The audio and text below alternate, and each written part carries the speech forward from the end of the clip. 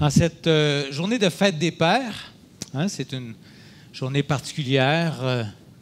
Plusieurs parmi vous êtes pères, certains sont pères et grands-pères. Alors, bonne fête à tous ces hommes qui sont ici. Et on sait qu'on a besoin d'un Père céleste pour faire un bon travail comme Père terrestre. Et ce matin, j'avais sur mon cœur de pas parler comme tel du Père, de notre tâche comme Père terrestre, mais parler du Père céleste. Et de là, notre thème de ce matin que vous avez sous les yeux, vivre sous le regard du Père, comme prince et princesse dans son royaume. On va voir ce matin que ici, c'est rempli de princes et de princesses. Et même si on ne le voit pas dans le naturel, il y a des couronnes sur toutes les têtes qui sont là. On va voir ça selon les Écritures. Si vous avez apporté votre Bible ce matin, ce sera très utile. Je n'ai pas mis plein de versets. J'ai mis beaucoup de choses sur diapositive, mais pas les versets, les références. Ce qui fait qu'on va regarder ensemble les Écritures ce matin. Alors, Serge a dit que je n'avais pas besoin d'introduction, mais quand même, il ne faut pas exagérer. Là. Pas tout le monde me connaît. Donc, je suis avec mon épouse Christiane. On vient de faire un petit voyage de noces de 40 ans de mariage. Merci. On s'est connus au sein de Jeunesse en mission. Ma femme, elle a toujours la gentillesse de dire qu'on s'est connus aux Olympiques de Montréal en 1976, qu'elle avait gagné la médaille d'or. Elle est tellement gentille, mais ma femme est une femme en or aussi. Alors, on a 2 grandes filles, on a 4 petits-enfants et demi, et on habite Grenby depuis 2001, mais on a été impliqué avec Jeunesse en mission. Je suis toujours impliqué avec Jeunesse en mission, et Christiane aussi, jusqu'à un certain point. Voilà. Lorsqu'on parle du regard du Père, on veut d'abord regarder, mais quel est le regard que nous avons sur nous-mêmes? Alors, je ne sais pas comment vous êtes, vous. Moi, je ne suis pas le genre à me regarder beaucoup dans le miroir. Des fois, je dis « Ah, c'est toi, René, salut. » Mais je ne suis pas tellement comme ça. En fait, ce qui m'est arrivé étant tout jeune, et ça m'a probablement marqué pour le reste de ma vie, mais je me suis plus posé de questions sur mon apparence, parce que quand j'étais tout petit, le photographe qui m'avait photographié me trouvait tellement beau comme bébé qu'il m'avait mis dans sa vitrine. Ce qui fait que quand on m'a raconté ça, moi, j'ai conclu tout de suite, je suis beau. Et puis, je ne me suis plus posé de questions. Voilà. Mais certains d'entre nous, en tout cas pour moi, ce qui me frappe le plus quand je me regarde dans le miroir, c'est quand je prends le miroir derrière ma tête. Là, parce que devant, j'ai des cheveux un peu, fait que ça paraît pas, mais en arrière, là, j'ai un choc. Alors, des fois, on se regarde dans le miroir, puis on se demande, est-ce que je suis beau, est-ce que je suis belle? Au miroir, dis-moi qui est la plus belle. Et souvent, on est soucieux du regard des autres sur nous. Qu'est-ce que les gens pensent de moi? Comment est-ce que les autres me voient? Et peut-être des fois, on va se regarder souvent dans le miroir pour s'arranger, pour qu'on puisse bien paraître. Mais ce n'est pas juste l'apparence physique, c'est aussi l'apparence intérieure, notre personnalité. Qu'est-ce que les gens pensent de moi? Alors, le premier regard qu'on a eu sur notre vie, c'est le regard de notre père et de notre mère. Et en ce dimanche des pères, c'est bon de s'arrêter puis de reconnaître que si c'est vrai que le regard du Père terrestre sur ta vie a eu un certain impact, il y a un impact encore plus grand, c'est le fait qu'on a le regard de Dieu le Père sur nous. Et le Père que la Bible nous annonce, c'est celui qui nous a adoptés en Christ. Quel est son regard sur toi? Et on va voir ce matin que en entrant dans cette pensée, dans cette réflexion avec la parole de Dieu, que ça a un effet de transformation sur nos vies. Parce que si tu saisis comment Dieu te voit, son amour pour toi, son regard de compassion, de bonté sur toi, ça va avoir un effet de transformation sur ta vie. Il y a un passage dans la Bible, dans 2 Corinthiens 3, plusieurs le connaissez, celui-là je l'ai mis en diapositive, verset 18, qui dit ceci: « Nous tous qui, le visage dévoilé, reflétons comme un miroir la gloire du Seigneur, nous sommes transformés en la même image, de gloire en gloire, comme par le Seigneur l'Esprit. Alors déjà là, il y a un message ici de transformation. Dieu veut nous transformer. Et le fait que c'est marqué de gloire en gloire, ça indique que c'est un processus. Même si à la conversion, il y a quelque chose d'instantané qui se fait, hein, si tu es une nouvelle créature en Christ, à la nouvelle naissance, les choses anciennes sont passées, mais c'est un processus, elles prennent du temps parfois à passer, toutes choses sont devenues nouvelles. Il y a l'élément de transformation de gloire en gloire, c'est un processus. Il ne faut pas se décourager. Quand il y a des choses que tu es tanné, comment je vais pouvoir me débarrasser de ça, j'ai encore ça dans ma vie. Alors Dieu nous transforme de gloire en gloire et ça dit, comme par le Seigneur l'Esprit. C'est une œuvre de Dieu. Et on va voir que, oui, on est appelé à refléter l'image de Dieu. On reflète la gloire de Dieu. Tu es la gloire du Seigneur. Et tu es appelé à refléter cela dans ta vie. De ressembler de plus en plus à Dieu, d'être transformé à son image de plus en plus, de gloire en gloire, et pour être transformé toi, pour briller autour de toi. Alors, on va regarder quel est le regard du Père à partir des Écritures. Comment est-ce que Dieu nous voit? À cause de notre communion en Jésus-Christ, notre relation avec lui a été rétablie. Il y a eu un temps où on était séparés, éloignés de lui, coupés dans la relation. Et ça avait un effet dévastateur sur nos vies. Mais maintenant qu'on est réconciliés, on baigne dans un regard d'amour et de bienveillance du Père dans notre vie.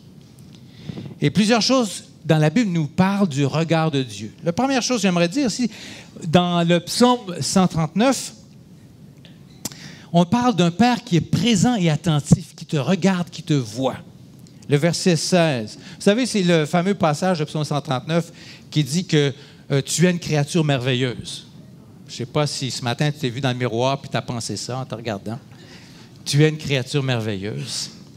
Mais dans ce psaume 139, il est dit au verset 16, « Quand je n'étais qu'une masse informe, tes yeux me voyaient. » C'est-à-dire, quand tu étais dans le ventre de ta mère, Dieu te regardait, il te voyait.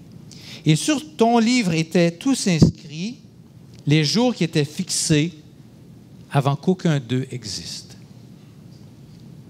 Alors Dieu t'a vu avant même ta naissance sur terre. Vous savez que les Coréens, dans la Corée du Sud, considèrent que quand tu viens au monde, tu as 1 an. Tu n'as pas un jour, tu as 1 an. Tu existais déjà. En fait, dans la réalité, c'est 9 mois, 10 mois, là.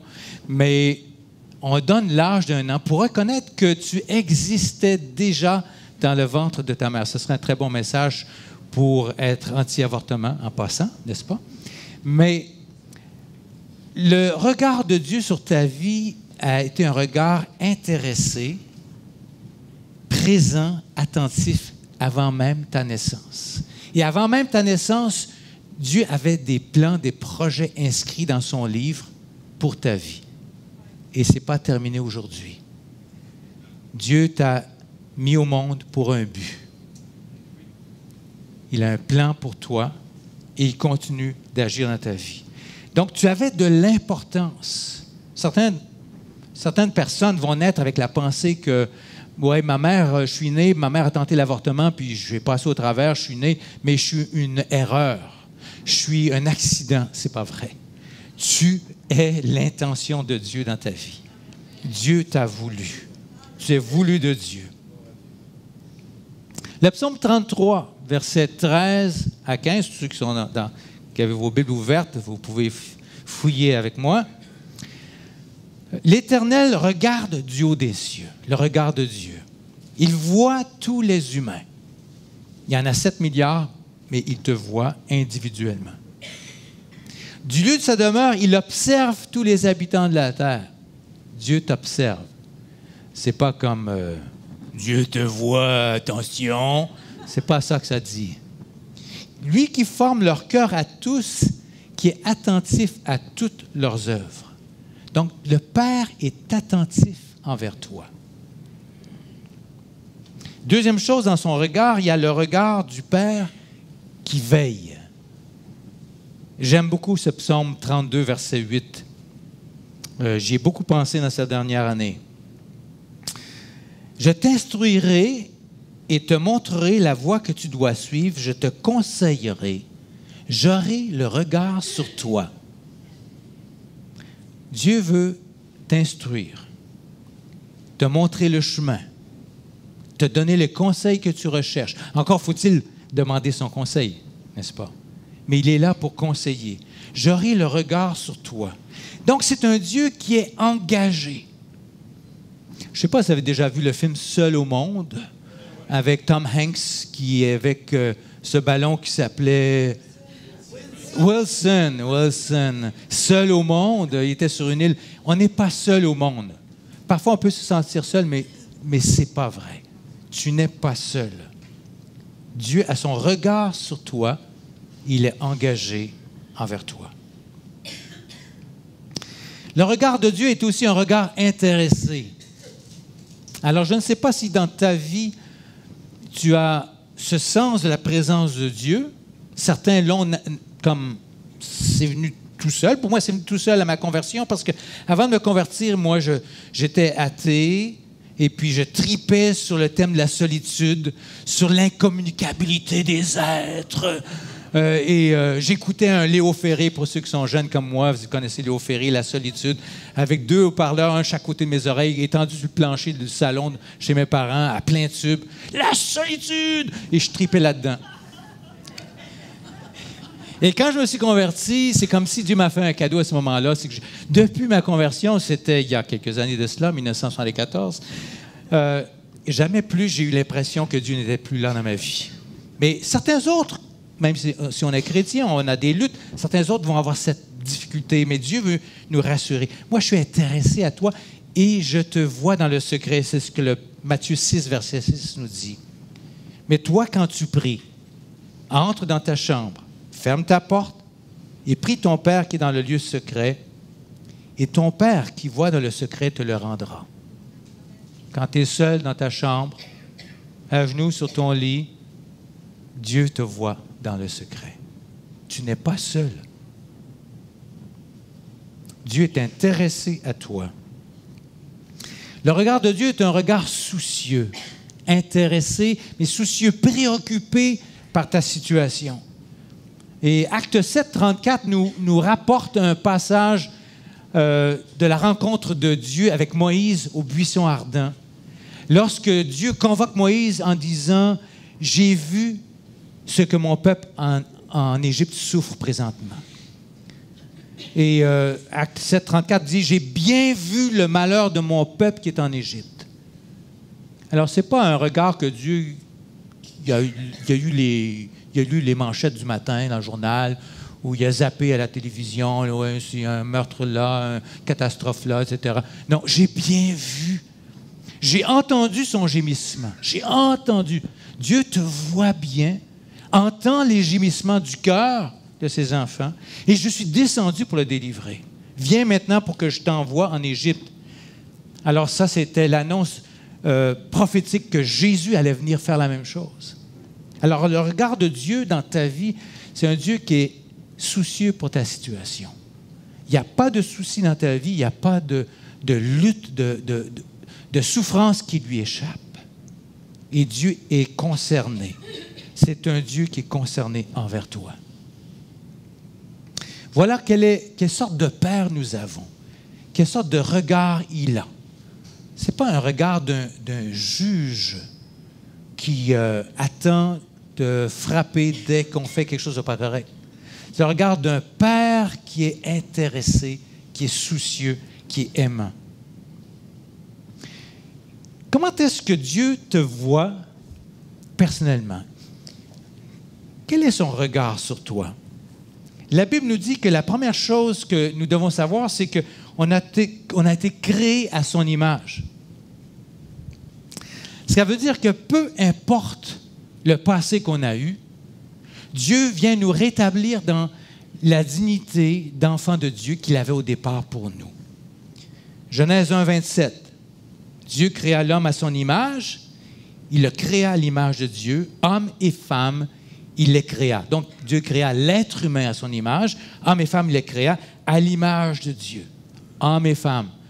Parenthèse, j'ai apporté le livre « Hommes, femmes, égaux mais différents » que j'ai écrit. S'il y en a qui veulent l'avoir, j'en ai à vendre à la fin. Pour parler de l'identité masculine, l'identité féminine, hommes et femmes, nous sommes tous les deux à l'image de Dieu. L'homme n'est pas plus à l'image de Dieu que la femme, et la femme n'est pas moins à l'image de Dieu que l'homme. On est égaux, mais on est très différents. Et merci Seigneur pour la différence. J'ai vu qu'avec la différence, ça fait 40 ans que je vis avec la différence, et c'est bien le fun, même si c'est bien défiant des fois.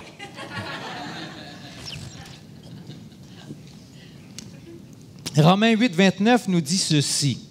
« Ceux qu'il a connus d'avance, il les a aussi prédestinés à être semblables à l'image de son Fils. » Donc, il nous transforme à la même image, de gloire en gloire. Et tu es prédestiné, je suis prédestiné à être semblable à l'image de Jésus. Afin que Jésus soit le premier-né d'un grand nombre de frères. J'aurais 2 sœurs, je reviendrai là-dessus tout à l'heure. Donc, chacun d'entre nous, mais tu pourrais dire même à ton voisin, si tu avais envie de le dire, tu ressembles à Jésus. Et Jésus a dit, qui m'a vu, a vu le Père. Donc, en quelque part, on est l'image du Père aussi. Quand un enfant naît au monde, il y a peut-être des gens qui avaient été récemment entourés de personnes qui ont eu des bébés. Alors, tout de suite, on dit, mais il ressemble à son père, ou il ressemble à sa mère, etc.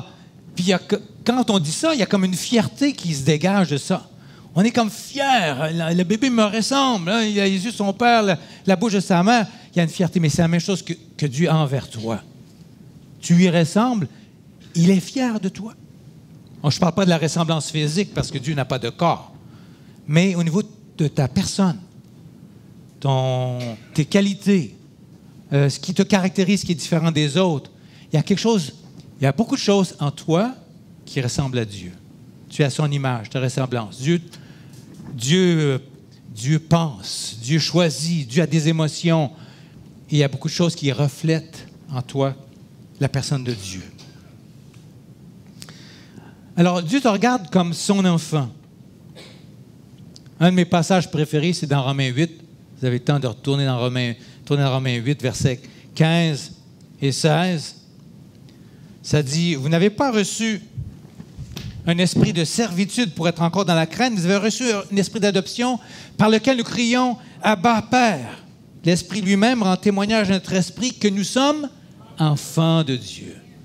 Tu es son enfant.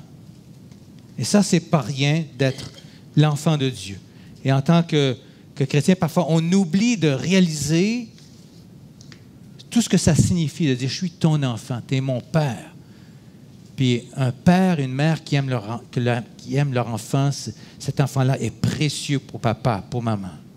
2 Corinthiens 6, 18, « Je serai pour vous un père, et vous serez pour moi des fils et des filles, dit le Seigneur Tout-Puissant. » Donc, nous sommes fils et filles de Dieu. Encore un passage dans Galates 3, 26, ça dit ceci. « Vous êtes tous fils de Dieu, je dirais filles de Dieu, par la foi en Christ Jésus. Vous tous qui avez été baptisés en Christ, vous avez revêtu Christ. » Alors, on est revêtu de dignité en Christ. Donc, tu fais partie de sa famille, ayant accepté Jésus. Donc, ton Père t'aime passionnément. Dieu est fou d'amour pour toi. Un autre aspect qui me frappe beaucoup, c'est dans Jean 17, 23. Je l'ai médité pas mal de fois parce que j'ai la misère à vraiment être imbibé complètement de cette réalité incroyable. Jésus dit que le Père t'aime comme il aime Jésus. Ça, c'est comme... Aïe, aïe! C'est-tu possible? C'est ce que ça dit. Jean 17, 23 dit ceci, que le monde connaisse que tu m'as envoyé, que tu les as aimés comme tu m'as aimé. Il y a quelque chose d'incroyable dans cette réalité-là. Dieu nous aime comme il aime Jésus. Il il y a une générosité dans le cœur du Père à ton égard, à mon égard, qui dépasse l'entendement. Comment est-ce possible? Mais ça nous donne un aperçu de la dimension de l'amour de Dieu pour nous. Et j'arrive au prochain point qui nous montre qu'on est des princes et des princesses. Sur quelle base biblique est-ce qu'on peut dire ça? Parce qu'il y a un fondement biblique à ça. C'est que la Bible nous dit que Jésus est notre frère. Il y a plusieurs passages qui nous disent ça. Jean 20, 17. Un très beau passage, c'est la résurrection de Christ. Il rencontre Marie-Madeleine et quelque chose d'un peu mystérieux. Il dit « Ne me touche pas parce que je ne suis pas encore monté vers le Père. » Ça veut dire quoi, ça? Je ne sais pas. Il faudrait que je demande à Serge c'est quoi ça veut dire, cette affaire-là. Mais ce qui est important qu'il dit là, il dit « Va vers mes frères et dis-leur que je monte vers mon Père et votre Père, vers mon Dieu et votre Dieu. » Là, je ne sais pas si vous êtes comme moi, mais là, il y a une notion de réciprocité incroyable. Jésus, il dit à Marie-Madeleine, c'est mon Père, mais c'est aussi ton Père. C'est mon Dieu, mais c'est aussi ton Dieu. Alors, il y a une connexion qui se fait entre Jésus et nous qui fait qu'on est frères et sœurs de Jésus. C'est corroboré par d'autres passages. Romains 8, 29. Car ceux qu'il a connus d'avance, toi et moi, il les a aussi prédestinés à être semblables à l'image de son Fils, afin qu'il soit le premier-né d'un grand nombre de frères. J'avais toujours et de sœurs. J'avais un orateur, Maurice Ray, qu'on a bien connu, Christiane et moi, qui disait « Quand je parle des hommes, j'embrasse toutes les femmes. » En voulant dire, on dit le mot « frère » ici, mais ça inclut « sœur ». Jésus est le premier-né d'un grand nombre de frères. Hébreux 2, 11. Car celui qui sanctifie et ceux qui sont sanctifiés sont tous issus d'un seul. C'est la raison pour laquelle il n'a pas honte de les appeler frères. Tu es frère et sœur de Jésus. Maintenant, si Jésus est un roi, et si je suis le frère d'un roi, si tu es la sœur d'un roi, ça fait de toi un prince, une princesse. On est prince et princesse dans le royaume. Alors, le regard de Dieu sur toi est incroyable. Ensuite, il nous dit que j'hérite avec Jésus. Ça ne s'arrête pas là. Romains 8, 17. Or, si on est enfant, on est aussi héritier. Héritier de Dieu et co-héritier de Christ. On hérite avec Jésus aussi. Si toutefois nous souffrons avec lui afin d'être aussi glorifiés avec lui, il y a une démarche dans la vie qui peut demander des épreuves, etc., pour arriver jusqu'au bout. Mais la réalité, c'est qu'on est co-héritier. Galates 4, 7, c'est la même chose. On est héritier grâce à Dieu. Si on est fils, si on est fille, on n'est plus esclave et héritier grâce à Dieu. Ça veut dire que tout ce qui est à Jésus-Christ est à moi. C'est ça, être co-héritier. Tout ce qui est à Jésus est à moi. C'est comme dans la parabole du fils prodigue, le fils aîné qui se plaignait parce qu'il y avait le party pour le fils prodigue, puis lui, il n'avait rien eu. Le père dit, mais tout ce que j'ai est à toi. C'est comme s'il parlait à un vieux chrétien qui en arrache toute sa vie, qui ne réalise pas l'héritage qu'il a. Entre dans ton héritage. Prends possession de cela. Et donc, notre destinée, et ça me réjouit beaucoup par rapport à l'éternité, parce que je me vois difficilement... Ma femme aimerait beaucoup jouer l'harpe sur la terre, mais comme elle ne l'a pas appris, elle dit, moi, j'aimerais ça, apprendre l'harpe dans l'éternité. Alors, elle pourrait peut-être être sur un nuage en train de jouer de l'harpe pendant un bon bout de temps, mais moi, j'ai envie de faire autre chose que jouer l'harpe. On va louer Dieu pour l'éternité, mais on va régner avec Christ pour l'éternité. Alors, on a 1000 raisons, on a chanté ce matin, 1000 raisons pour louer Dieu. Et pendant des milliers d'années, on va louer Dieu, mais pendant des milliers d'années, qu'est-ce que la Bible nous dit? Nous allons régner. Alors là, il faudrait presque qu'on ferme les yeux et qu'on imagine quelque chose comme Star Wars, mais encore bien mieux que Star Wars. Puis s'imaginer dans l'éternité. D'abord, le concept d'éternité nous échappe complètement. Ça va être longtemps, l'éternité. Hein? Mais Imaginez de régner avec un Dieu créateur pendant l'éternité, à quoi ça peut ressembler. Parce que Dieu ne va pas arrêter de faire des choses nouvelles. Il est créateur.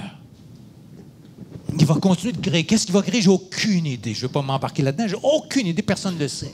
Mais la Bible nous dit que nous allons régner avec Dieu pour l'éternité et avec Jésus. Luc 12, 32. « Sois sans crainte, petit troupeau, car votre Père a trouvé bon de vous donner le royaume. » Et la Bible nous dit que nous sommes assis en Christ dans les lieux célestes déjà maintenant. Éphésiens 2, 6. Il nous a ressuscités ensemble et fait asseoir ensemble dans les lieux célestes en Christ Jésus. Nous sommes déjà spirituellement assis dans les lieux célestes. Et c'est pour ça qu'il faut qu'on pense aux choses d'en haut, Colossiens 3, 1, et non à celles qui sont sur la terre. Je suis assis présentement dans les lieux célestes en Christ. Et lorsque je vais quitter ce corps physique, je vais revêtir un corps spirituel et je vais entrer dans ce règne éternel. 2 Timothée 2, 12. Si nous persévérons, nous régnerons aussi avec lui. Apocalypse 5, 10. Tu as fait d'eux, de toi, de moi, un royaume et des sacrificateurs pour notre Dieu. Ils régneront sur la terre. Donc, le royaume de Dieu va descendre sur la terre. C'est ce que l'Apocalypse nous révèle aussi. On va régner sur la terre avec Christ. Apocalypse 22, 5. La nuit ne sera plus. Ils n'auront besoin ni de la lumière d'une lampe, ni de la lumière du soleil, parce que le Seigneur Dieu les éclairera. Et ils régneront au siècle des siècles. Donc, déjà maintenant, tu es prince et princesse. C'est juste qu'on a encore un petit bout à faire sur la terre. Ça me fait penser à une petite blague en passant. Ma femme me voit venir.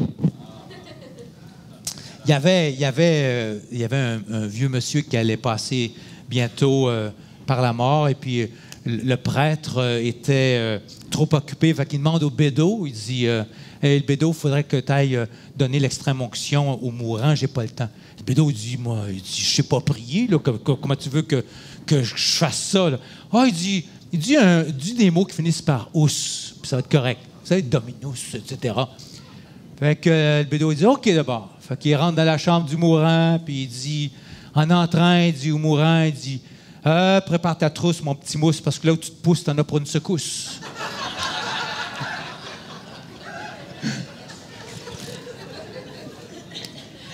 Nous allons régner avec Dieu pour l'éternité.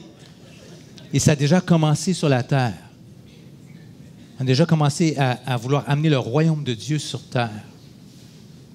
Alors, c'est le regard que Dieu a sur toi, comment il te voit. Tu es son prince, sa princesse, et tu es frère et sœur de Jésus, maintenant, et tu es en formation. Des fois, je me demande, mais qu'est-ce qui se passe pour ceux qui meurent? Ils se convertissent, ils meurent, puis ils n'ont pas eu le temps d'être formés, transformés, etc., dans le ciel. Je n'ai pas la réponse. Mais, en tout cas, on est en formation présentement. On apprend déjà maintenant comment on peut amener le royaume de Dieu sur terre au travers de nos différentes fonctions comme chrétiens, qu'on soit cuisinier, éboueur, médecin, travailleur social, peu importe, ménagère, femme ingénieure de maison. Ça, c'est la femme qui ne travaille pas parce qu'elle a trop d'ouvrages à la maison. Hein? C'est Yvon Deschamps qui disait ça. La femme, elle ne travaille pas, elle a trop d'ouvrages. Peu importe, on est appelé à amener le royaume de Dieu sur terre. Avec ce que je viens de dire, il y a quelque chose qu'on peut faire pour entrer davantage dans ce que Dieu veut faire pour nos vies. C'est cet aspect de se dégager du regard des autres ou des autres regards qui sont venus sur notre vie.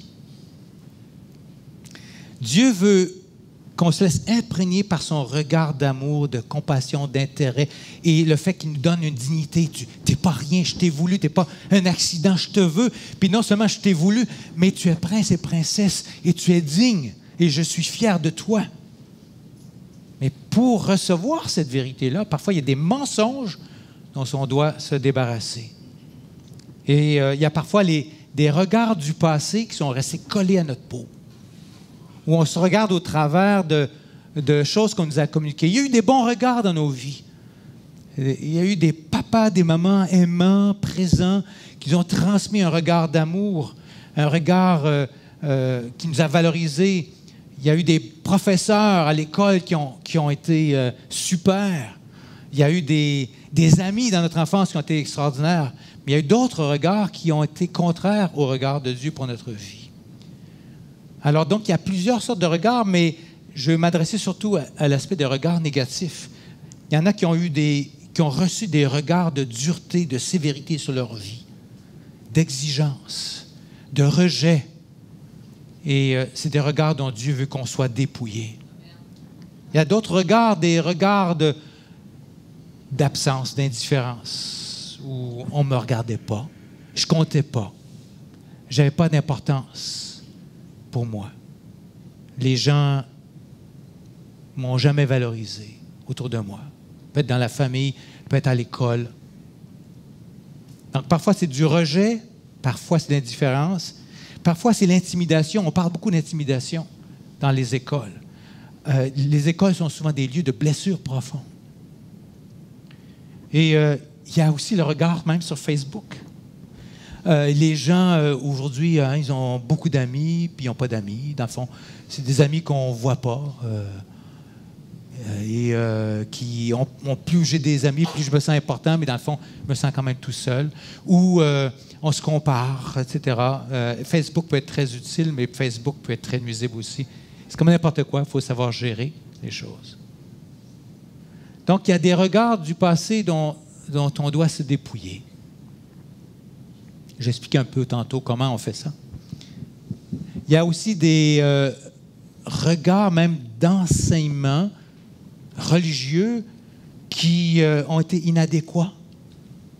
Des messages d'accusation, des messages où je ne suis jamais correct, des messages où il faut que tu fasses ci, il faut que tu fasses ça. On voit ça dans l'Épître aux Galates, le légalisme qui ressortait. Souvent, c'est pour la liberté que vous avez été affranchis. Ne vous laissez pas de nouveau mettre sous le joug de la servitude. Paul dit ça dans Galates. Il y a des messages qui vont dire, nous sommes des pécheurs.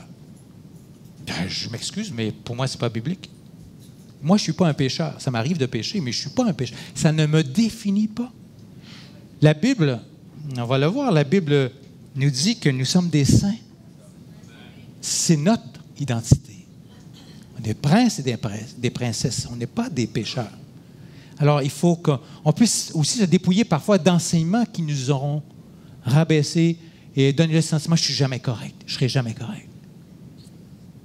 Il y a une place pour la sanctification, mais elle doit être à la bonne place. Il y a parfois des versets hors contexte. Il y a un en particulier sur lequel je me suis arrêté, c'est à partir de Jérémie 17, verset 9. Ça dit « Le cœur est tortueux par-dessus tout, il est incurable. Qui peut le connaître? »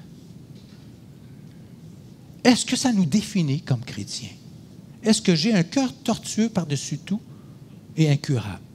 Qu'est-ce que Jérémie 31-33 dit plus loin? Parce qu'il faut voir le contexte quand on prend des versets bibliques. Ça dit ceci. « Oracle de l'Éternel, je mettrai ma loi au-dedans d'eux, je l'écrirai sur leur cœur, je serai leur Dieu, ils seront mon peuple. » Donc, il est vrai que notre cœur avait besoin d'être transformé par Jésus-Christ et qu'avec l'accueil de Christ dans notre vie, notre cœur est transformé, on a un cœur nouveau et sur notre cœur sont inscrites des choses nouvelles. Donc, je ne suis pas une personne qui a encore un cœur tortueux par-dessus tout et qui est méchant ou incurable. Non, Dieu m'a rencontré, Dieu m'a transformé. Donc, on n'est plus appelé à être défini comme pécheur. Ça ne me définit pas. Ce qui me définit, c'est que je suis saint. Je suis appelé à marcher dans la sainteté. La parole est claire. Vous serez saints car je suis saint. Vous avez été sanctifiés, marchez dans la sainteté. L'Épître de Pierre est très claire là-dessus. Mais ce qui me définit, c'est que je suis une personne sanctifiée en Christ. 1 Pierre 2, verset 9. J'ouvre à une bonne place. Voilà, là je l'ai mis en diapositive. Voilà comment on est défini dans cette épître qui parle de la sanctification. Vous, par contre, vous êtes une race élue. Vous êtes un sacerdoce royal. Wow! Couronne sur la tête, hein? Une nation sainte, un peuple racheté, afin d'annoncer les vertus de celui qui vous a appelé des ténèbres à son admirable lumière. On est passé des ténèbres à la lumière. Vous qui autrefois n'étiez pas un peuple, mais qui maintenant êtes le peuple de Dieu. Vous qui n'aviez pas obtenu miséricorde et qui maintenant avez obtenu miséricorde. Il y a le avant puis il y a le après. Il y a le maintenant. Voilà qui tu es. Et Apocalypse 1, verset 6 dit « Il a fait de nous un royaume des sacrificateurs pour Dieu son Père, à lui la gloire et le pouvoir au siècle des siècles. Amen. » Voilà ce qui te définit comme personne. Tu fais partie du royaume de Dieu, tu es sacrificateur. Alors ça, c'est les vérités qui nous aident à nous dégager des fausses notions qui seraient là pour nous rabaisser comme personne. Dieu te voit, me voit comme une personne sainte. J'aime beaucoup le passage de 1 Corinthiens 6, verset 11.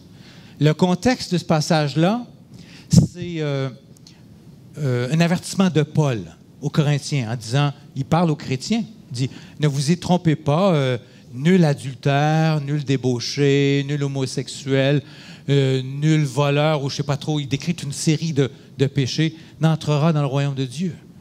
Et il dit, et c'est ce que vous étiez, certains d'entre vous. Mais, et j'aime le mais, 3 fois il y a un mais après.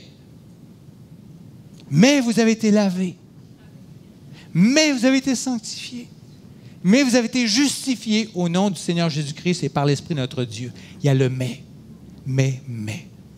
Donc, on n'a plus à vivre sous la condamnation des choses du passé quand on vient à Christ. Alors, il y a une clé par rapport à ça.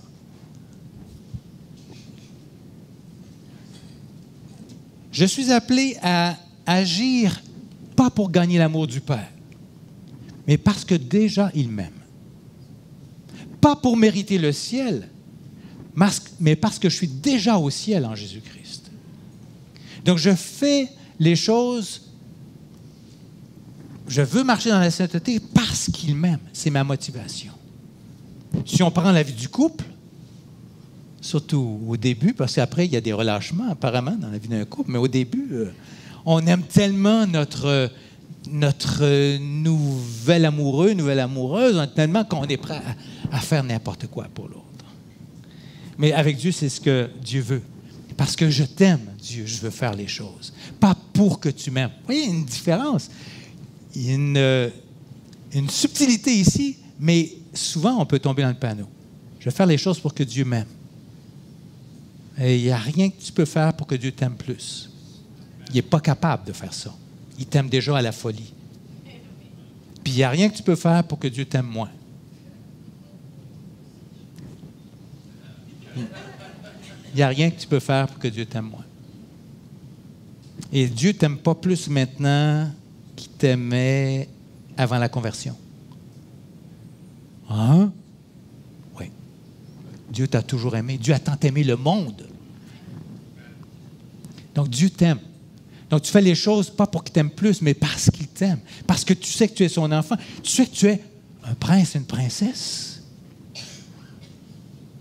Donc, je ne fais pas les choses à partir d'une position de faiblesse, de honte, mais parce que je suis un enfant rendu digne par Dieu. Je suis saint et bien-aimé. Et Colossiens 3,12 nous dit ceci. Ainsi donc, comme des élus de Dieu, saints et bien-aimés, revêtez-vous d'ardente compassion, de bonté, d'humilité, de douceur, de patience. Alors, parce que tu es élu de Dieu, sainte, saint et bien-aimé, tu veux agir selon le cœur de Dieu. Il y a un autre piège auquel on doit faire attention. C'est cette recherche qui nous piège tout le monde de rechercher la gloire humaine. On doit faire attention à ça. On doit se dépouiller de ça. C'est facile de tomber dans le piège de rechercher les honneurs humains, de vouloir être vu par les hommes. Dieu te voit. Tu n'as pas besoin d'être vu par les autres pour avoir un sentiment d'importance. Tu vas faire des choses dans le secret. Personne ne va remarquer.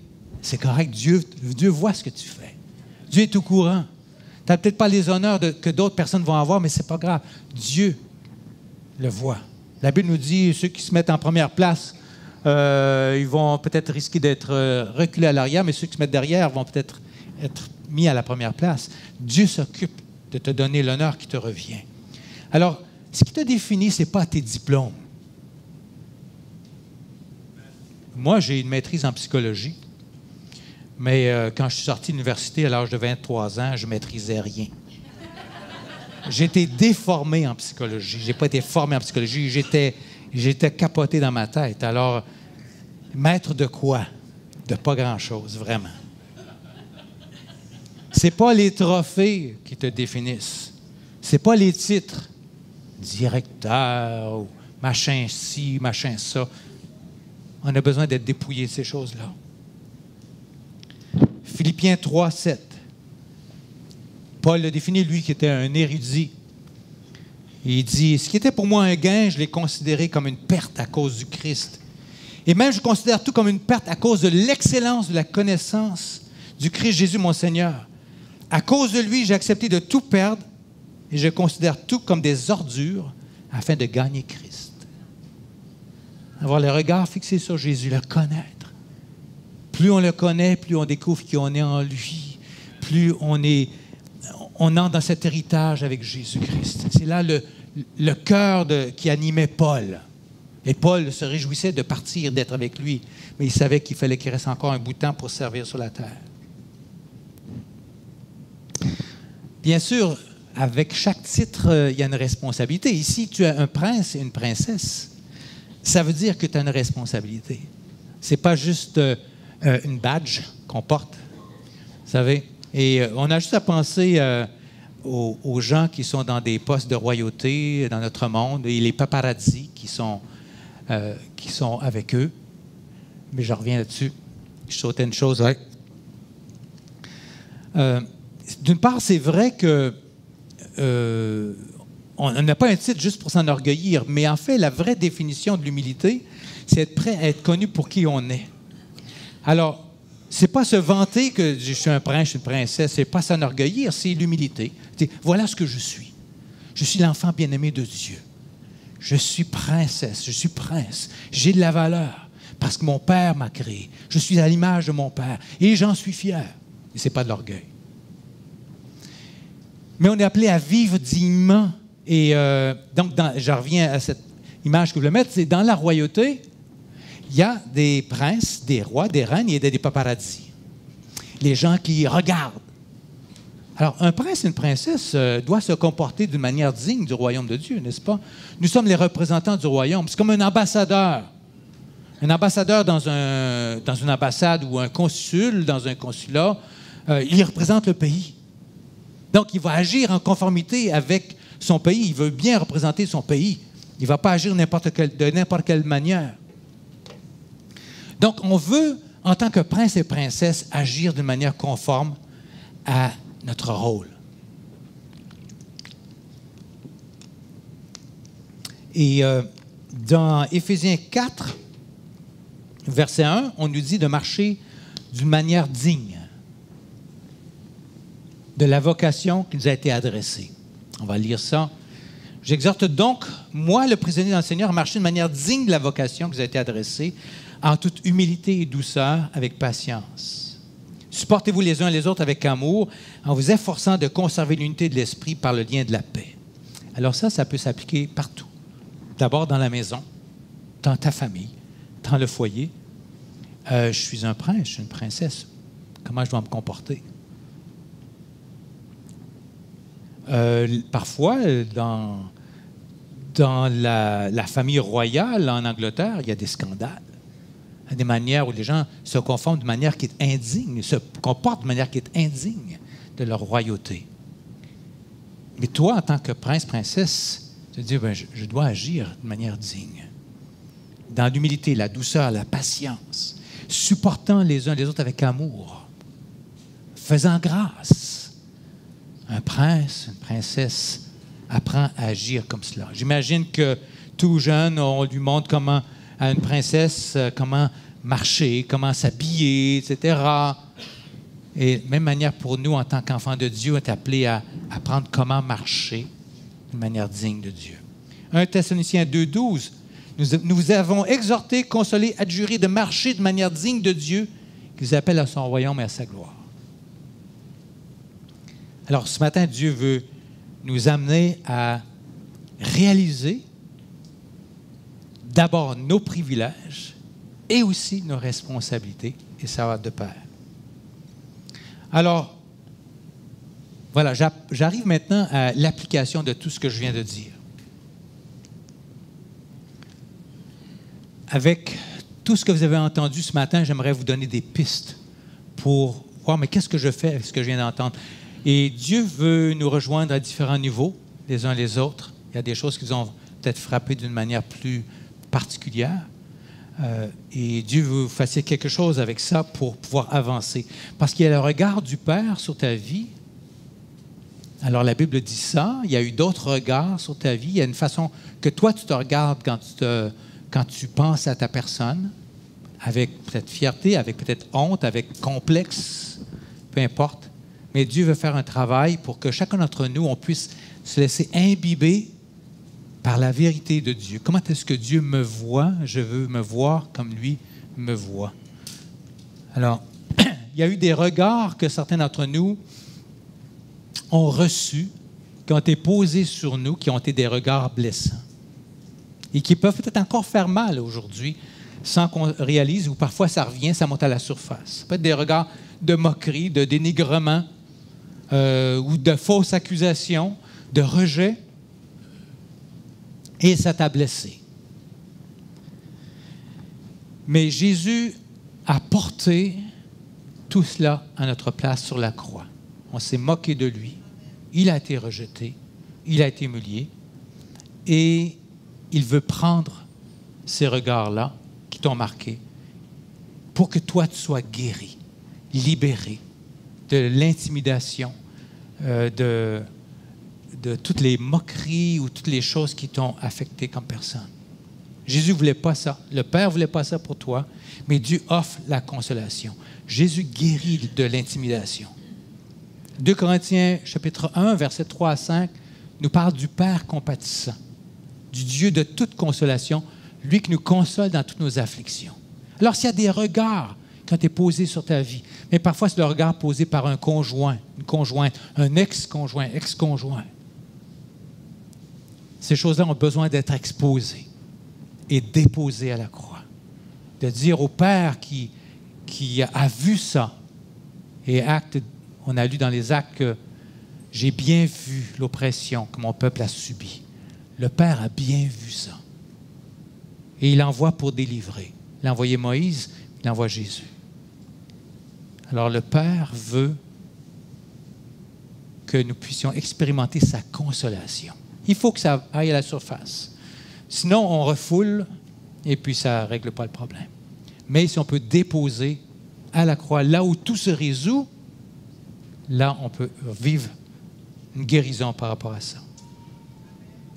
Donc ça, c'est une première application pour certains d'entre vous. Et que le Saint-Esprit vous conduise là-dedans, que vous puissiez saisir l'offre de Jésus à la croix. Elle est extraordinaire. Et c'est là que le processus de transformation prend place. Nous sommes transformés en son image, de gloire en gloire. Mais cette transformation-là, Jésus offre un moyen. Il invite, viens à moi, viens à la croix. Dépose ce qui t'a fait mal, ce qui vient empêcher le regard du Père à vraiment t'imbiber, ce qui fait comme blocage, qui est un mur. Alors dépose ça, expose et dépose, dis-le. Et c'est ça, on le dit à ce moment-là, on l'exprime, on dit les mots, on raconte l'événement, on l'apporte à Jésus à la croix. Il faut, pour certains d'entre vous, peut-être dire, OK, je renonce à ma recherche de la gloire humaine. J'ai longtemps cherché à être reconnu, à être vu, etc. J'ai accordé beaucoup d'importance aux titres, aux positions sociales. et je vois que c'est un piège. Alors je renonce à ça. Je dépose ça. Je n'ai plus besoin de ça. Ce que je veux, Père, c'est être vu par toi. Et je ne veux pas me laisser diminuer par ce qu'on pourrait me dire de négatif. Je veux m'imbiber au fur et à mesure de toi, Père, ce que tu penses de moi. Et je suis à ton image. J'ai de la valeur. Et commencer à proclamer cette vraie vérité et renoncer à la recherche de l'attention des autres pour être rassurer notre valeur. Une autre application, c'est de recevoir du Père ta véritable identité de fille et de fils, de prince et princesse. Je reçois ça. Ce qu'on a lu dans la parole, Dieu, Père, je veux recevoir cette vérité-là pour qui me définit comme personne. Je l'accueille. J'y crois. C'est la vérité. Et Jésus a dit, vous connaîtrez la vérité vous rendra libre. Alors, je veux refuser les mensonges et j'accueille cette vérité. Et chaque fois que je vais entendre quelque chose qui va me faire croire le contraire, je vais le refuser.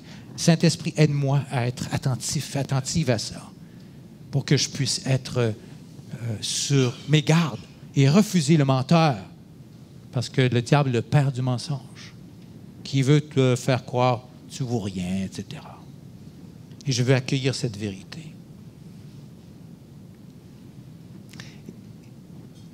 Et dernière application, c'est entre dans ton héritage de fils et de filles. Tu n'es plus esclave, tu n'as plus à vivre dans la crainte de ne pas avoir de valeur, de ne pas être aimable, de ne pas avoir assez de ceci, pas avoir assez de cela, de ne pas être correct. Tu es aimé du Père. Tu es héritière du royaume. Tu es saint dans le royaume de Dieu. Et que cela puisse te donner de dire maintenant, revêtu de cette couronne que tu me donnes, je veux marcher dignement et de manière fière et bien te représenter sur cette terre comme prince et princesse du royaume. Alors voilà quatre éléments avec lesquels je te laisse pour que tu puisses laisser le Saint-Esprit t'amener plus loin ce matin. Pour que cette vérité-là puisse te faire marcher de manière digne dans ton identité et dans ton comportement, et avec fierté et sans complexe, c'est-à-dire j'appartiens à Dieu, je suis prince, princesse, fils et fille adoptive. Alors, en cette fête des pères, on veut honorer nos pères terrestres. On veut aussi les encourager, les pères qui sont là ce matin, les grands-pères qui sont là ce matin. On peut réaliser aussi le rôle que nous avons comme papa sur terre, de jeter un regard, comme le regard du Père sur nos enfants, sur nos épouses, nos conjoints et conjoints. Mais on veut se réjouir du regard du Père céleste sur nos vies. On a tous un papa qui nous aime. Et on veut répondre seulement dire, Père, en retour, on t'aime. Et on se réjouit d'être avec toi sur terre et pour l'éternité. Et merci que tu nous aimes comme tu aimes Jésus, c'est extraordinaire. Et on veut se laisser aimer par toi et t'aimer en retour parce que tu nous as aimé le premier. Alors, je vais demander à Serge de prendre la parole pour la suite. On a entendu un super de bon message ce matin. Vous êtes d'accord avec moi?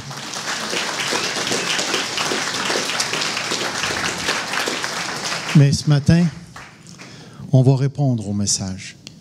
On va répondre au message. Ce que je vais nous demander de faire ce matin, René nous a enseigné quelque chose de tellement important pour nous.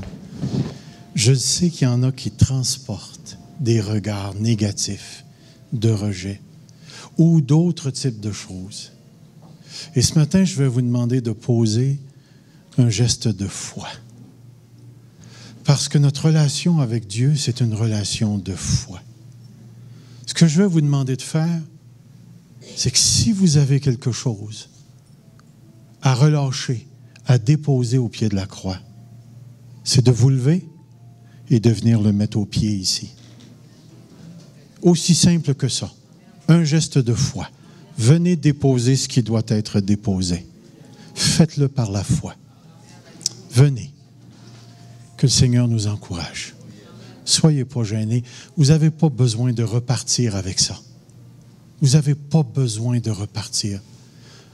Déposez, mettez ça entre les mains de Jésus, faites une prière et que Dieu nous parle ce matin. Allons plus légers, allons libérer ce matin. Viens, Seigneur Jésus. On peut mettre la musique un petit peu plus forte? Viens, Seigneur Jésus. Viens, Seigneur. Viens, Seigneur. On vient déposer devant toi. On vient déposer devant toi, Seigneur Jésus. On vient déposer devant toi. Vous n'avez pas besoin de repartir le cœur chargé. Vous n'avez pas besoin.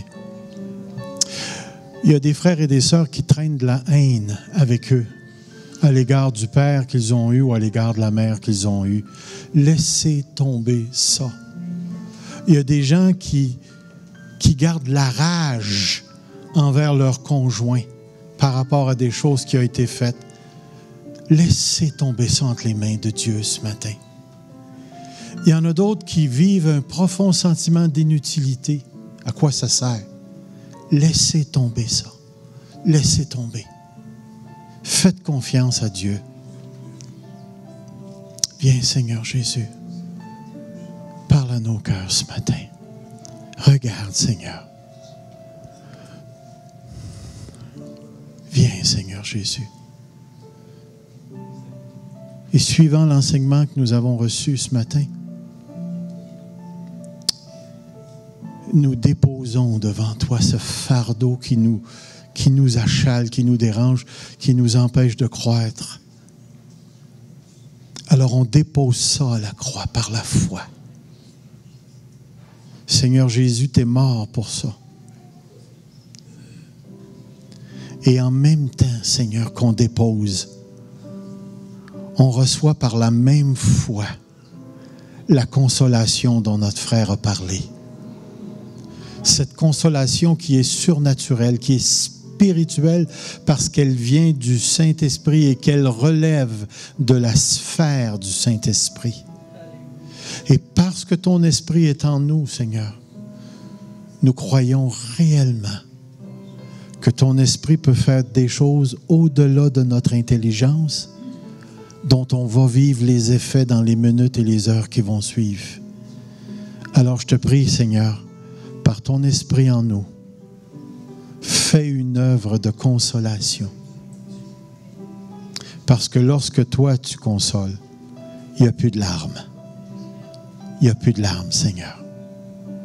Alors béni sois-tu, Seigneur. Béni sois-tu. Gloire à toi, Seigneur. On applaudit le Seigneur. Merci, Jésus. Merci.